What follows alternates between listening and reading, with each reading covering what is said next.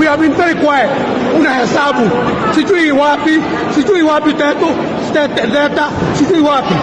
Tumekuta boxes of our kuras in Karimoni, in Gasororo, in Tuja, na nyinyi mnakaa hapa unahesabu tu.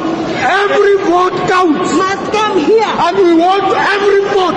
Wewe presiding officers, and you assure that 8% are going to be counted, and we have to be told. We shall, of course, write to the DPP,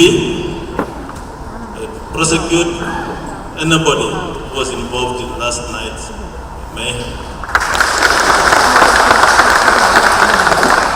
And we wait for the final report, wait for the investigation report from the police and also our team, and we shall be making further statements on the matter in the course of the week or so.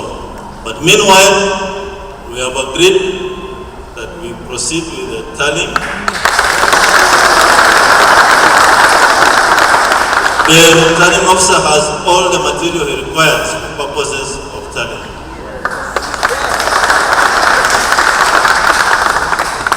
And let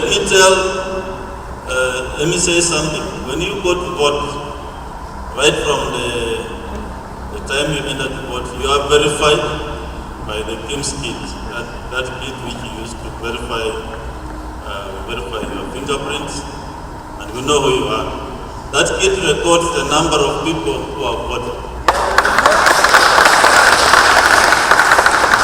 The ballot papers are serialized, and we have counterfoils. We know how many ballot papers were used in the poll.